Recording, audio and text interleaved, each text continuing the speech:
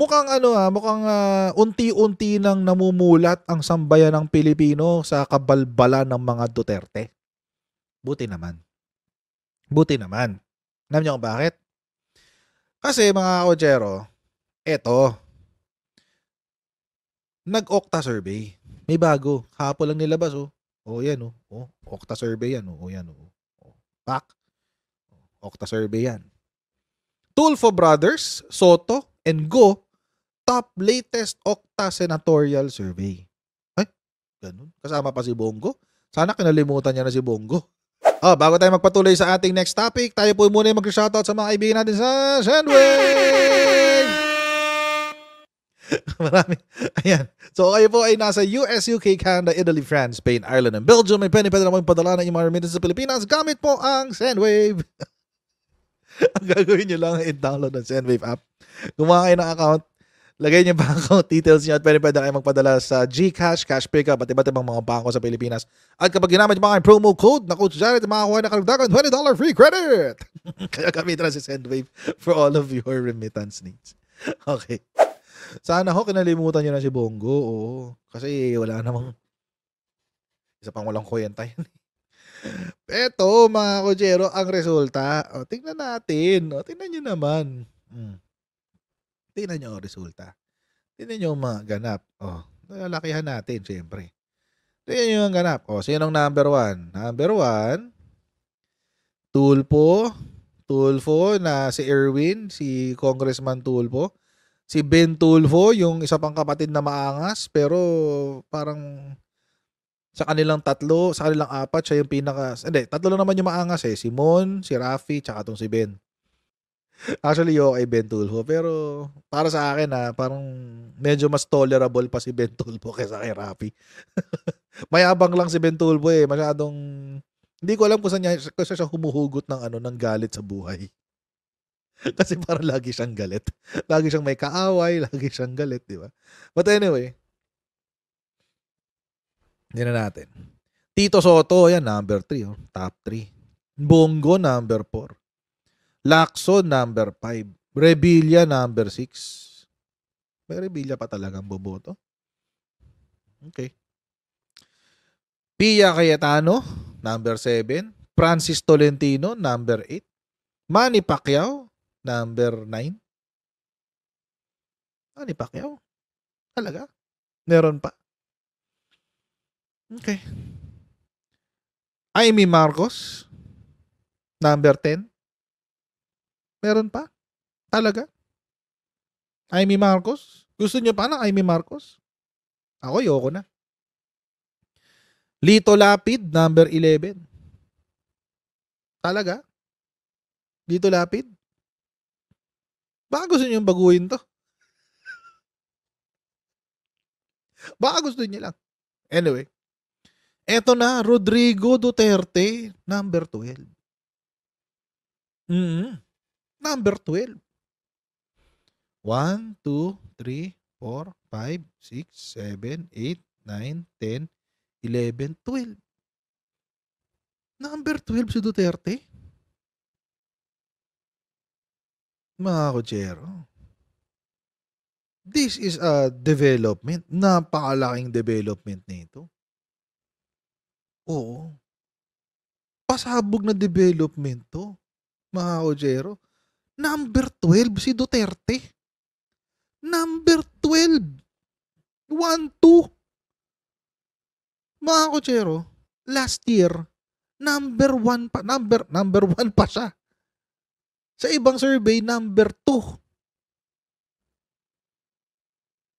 This time last year, number 1 to 5 pa siya. Top 2. Top 3 pa nga eh.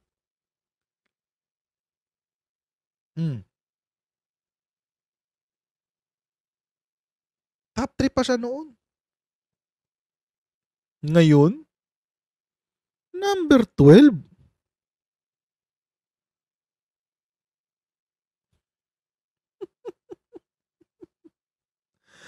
Anong nangyari kay Digong? Ayan oh. Anong nangyari? Wawa naman ang matanda.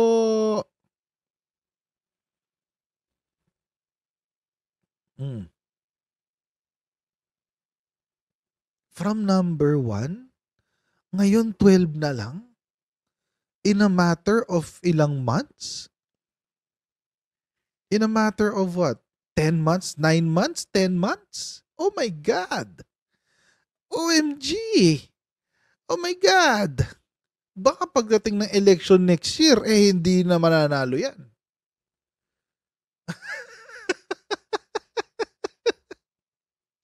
Baka pagdating ng election next year, wala na yan. Laglag na yan. Oh. Patay. Patay. Ang pangarap ni GMA at ni Duterte. Di ba nag-usap pa sila last year kasama si Tito Soto? Nag-usap pa sila last year kasama si Tito Soto. Nag-usap sila, kinukumbinsi ni GMA na tumakbo si Duterte. Although si Tito Soto, ang sabi niya, hindi raw niya alam na mag-meeting yung dalawa. Nagulat din daw siya. Yun ang sabi niya, hindi ko alam kung totoo yun. Pero yun yung kwento. Oo. So, eto ngayon. Number 12. Tingnan niyo yung mga anak. Ito yung nakakatawa sa lahat eh. Yung mga anak. Si Baste Duterte. Ayan pang ilan? 12 si Digong eh. 13, 14, 15, 16, 17. Si Baste. 17. Si Pulong. 17. 19. Si Pulong. Oo. 19.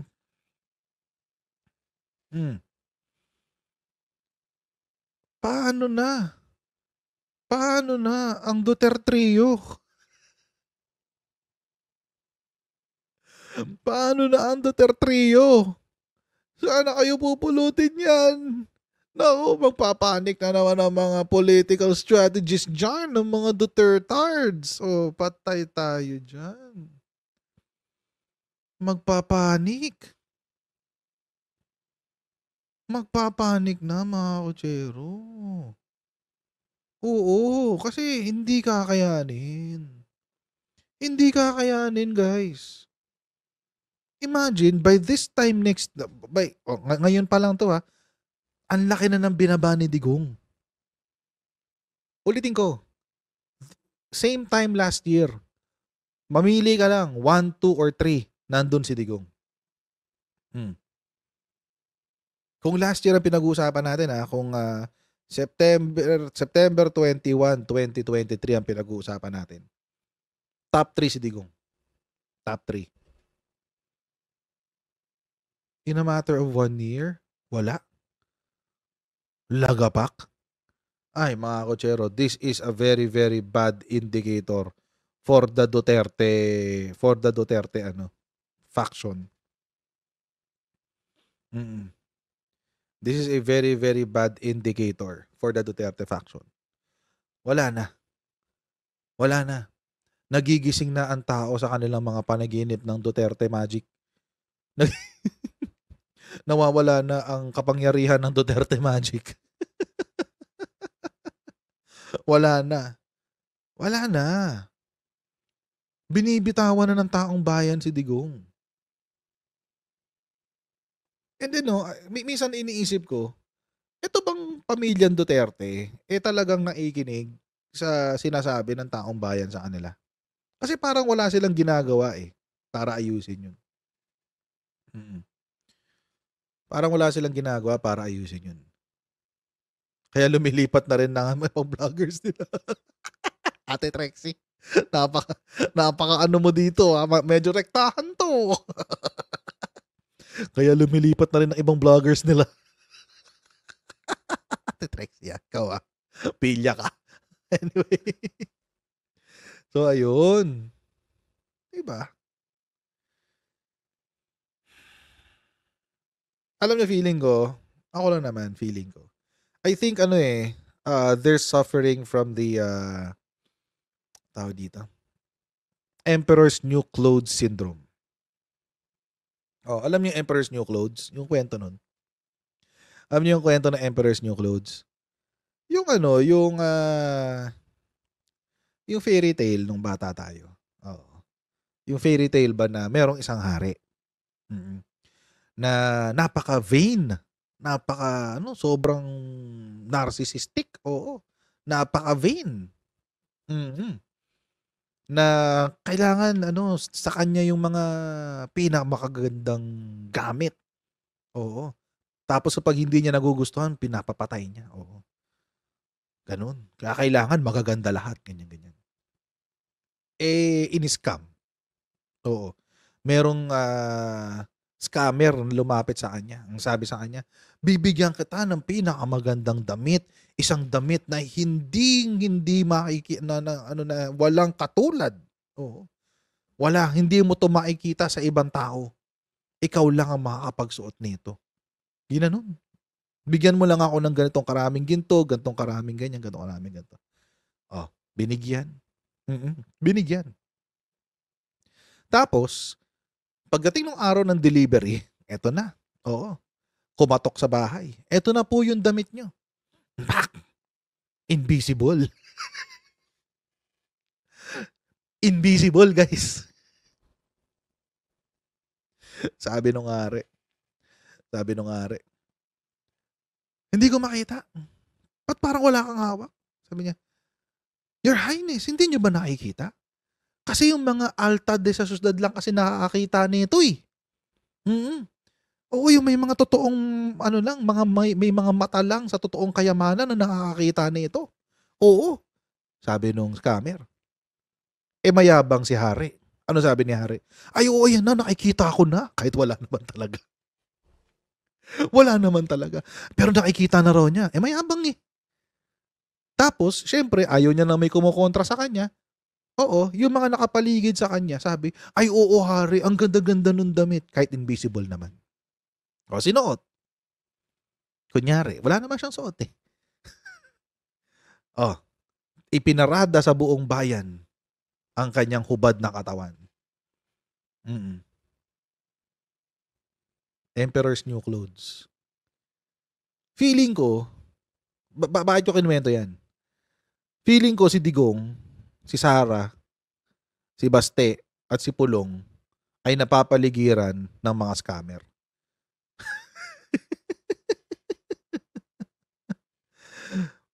Feeling ko, yung mga tao sa paligid nilang apat, sinasabi sa kanila, huwag kayong mag-alala, malakas kayo. Narinig nyo na yun? Narinig nyo na yun? Pag nagsama kayong dalawang mag-ama, si Sara at si Digong, pag nagsama kayong dalawang mag-ama, sigurado yung mga kalaban nyo sa politika babalik sa inyo kasi malakas kayo eh. Ganon. Narinig nyo na yun, di ba? Narinig nyo na yun, di ba? Ayun ang resulta. Napapaligiran sila ng scammer. Feeling ko they're out of touch. Sabi nga sa akin ng misis ko, pinag-uusapan namin yung galawan ni Sara sa congressional hearing. Sabi niya, alam mo love, feeling ko, yung mindset niya, tanim yun ng mga taong, yung mga taong may interes sa kanila. Feeling ko lang. Baka yung kasi yung alam nila coming in, alam nila, ang feeling nila, i-impeach sila, feeling nila, ganto, ganyan. Kasi yung mga nakapaligid sa kanila, yun ang sinasabi. Hindi ako magtataka kung totoo yun. So, kung ganun ang sitwasyon, mga kutsero, di hindi pala totoo na si Rodrigo Duterte, ay isang political genius, master strategist, chess master, art of war, mahal namin Pangulong Rodrigo Robert Duterte.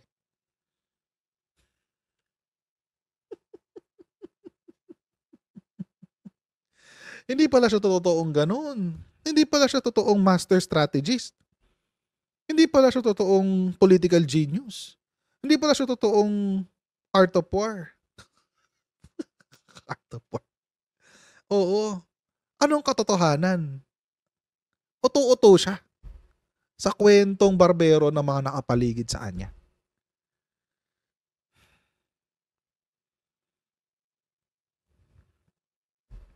Tingnan nyo Tingnan nyo sinabi ng Okta tungkol sa survey na yan. Nabanggit nyo, Prof, kanina na very significant pa rin yung si Sara and the Dutertes. Very significant yung Tulfo as an emerging political force, no? Sabi nyo nga, parang silang isang partido na rin, no? Ang tanong ko kasi, Professor, ay less about absolute numbers, Talaga namang significant pa rin ng mga Duterte, especially Sara. Ang tanong ko is the movement of numbers. Is it moving up? Is it moving down? Yun yung mas mahalaga, Dahil absolute numbers change. Yeah. The trend for the Duterte is going down as far as our Okta surveys are concerned. As far as the senatorial survey is concerned, even with the numbers for the political preference survey.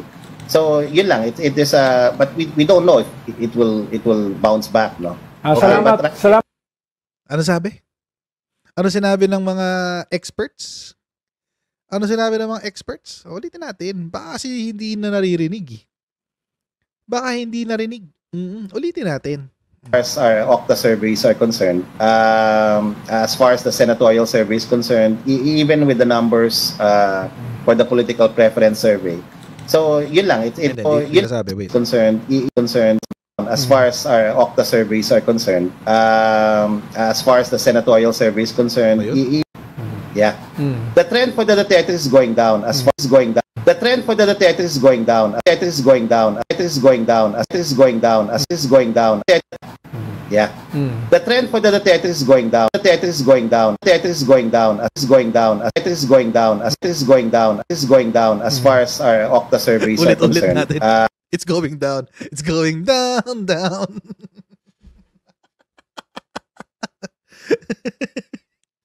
We're going down, down.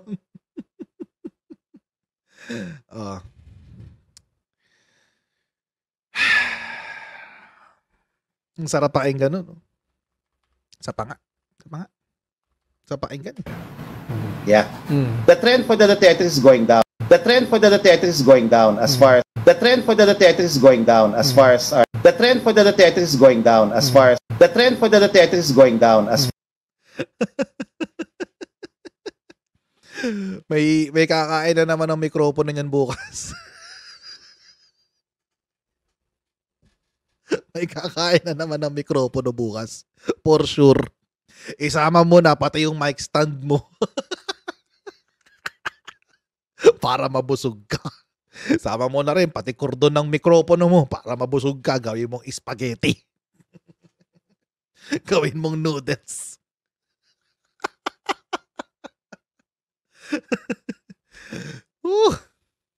Goodness.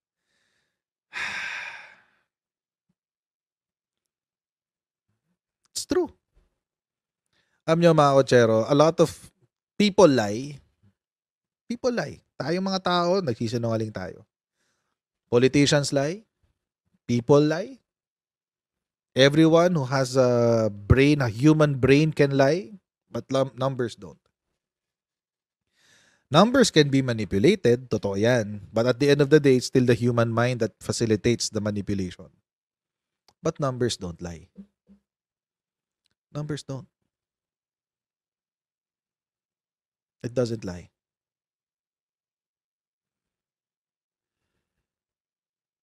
Doesn't lie.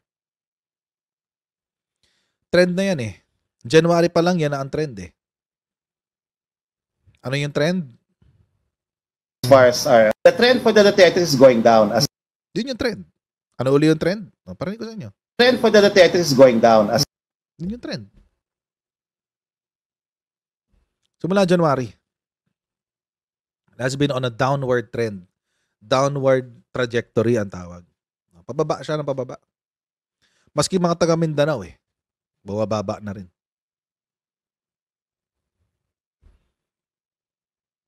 It's obvious.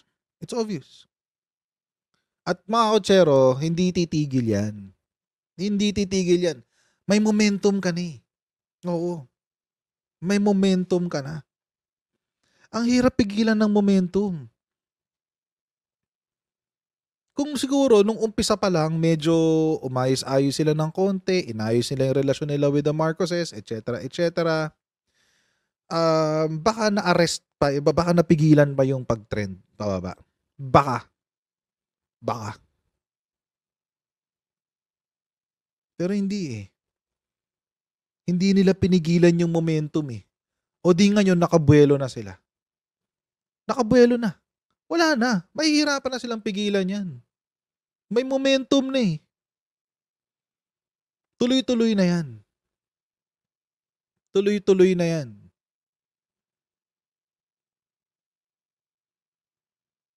Buti sana kung naisip nila na, uy, mamaya na, may ibang sabihin ko, nakareserba yan sa next topic ko eh.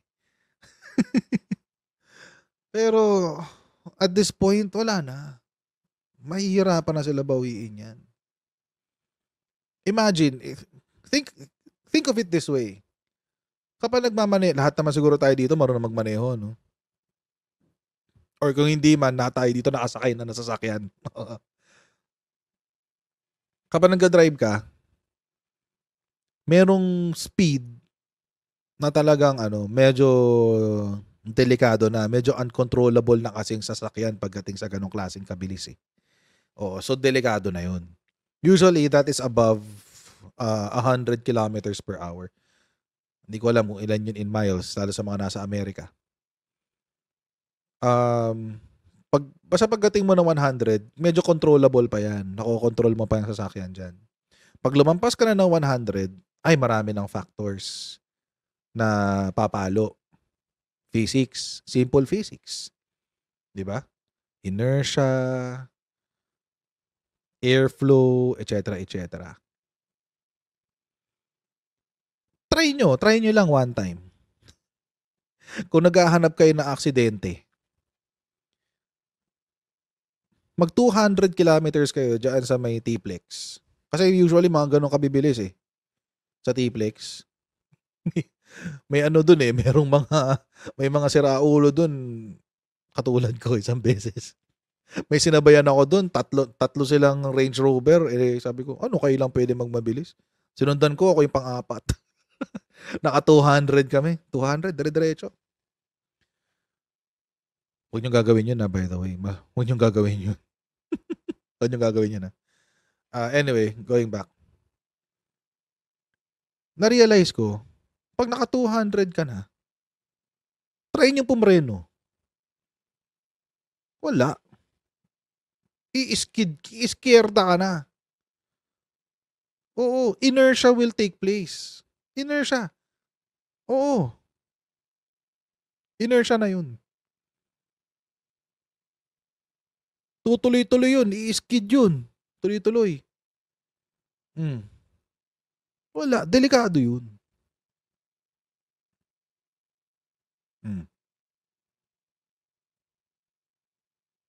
Tapos kapag kinabig mo pa yung ganun, syempre, inertia ulit. May forward force ka eh. Tatambling yun. Pak. Wala. Pag uwi mo, deads ka na. Durado.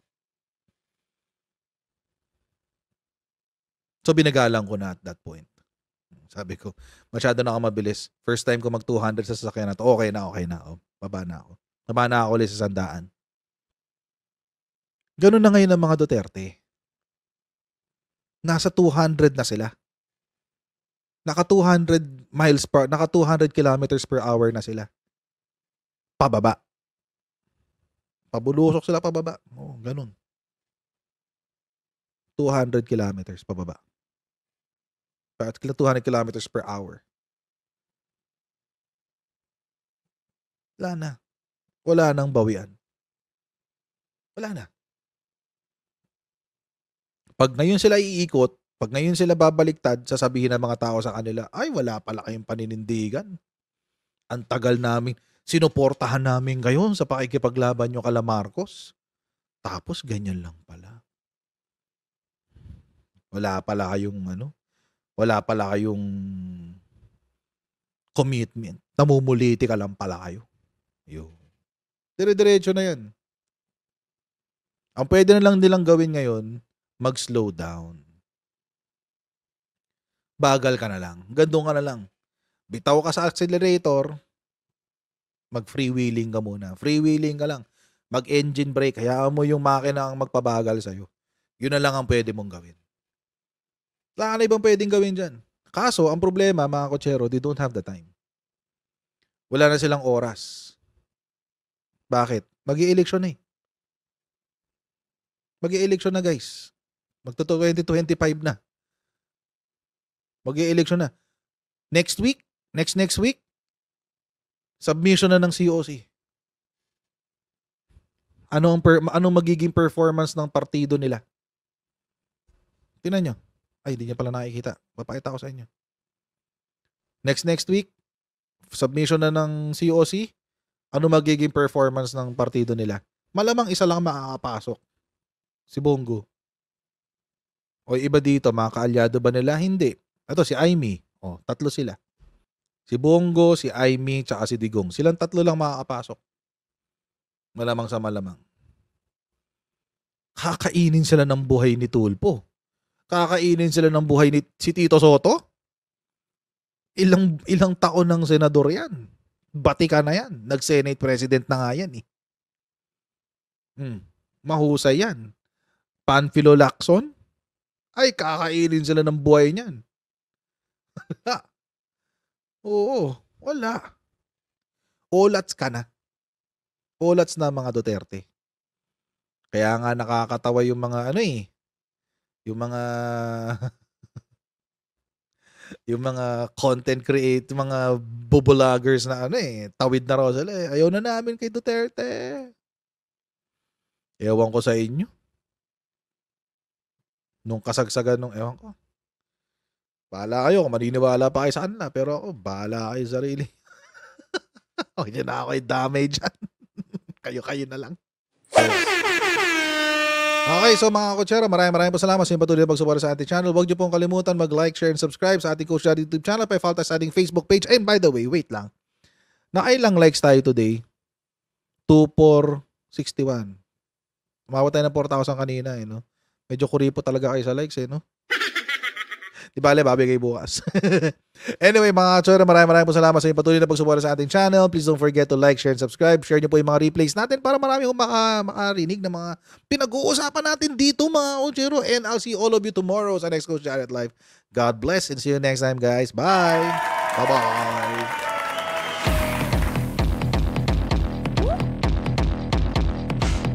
Pag ganun, huwag natin gawing tanga mga Pilipino. Mas maganda kasi nasa lugar ka ng tama kaysa yung pinipilit mo yung pagkakamali.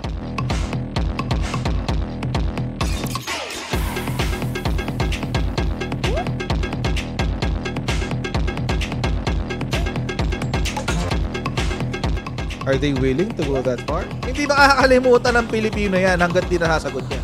Sino ngayon nagsasabi ng totoo?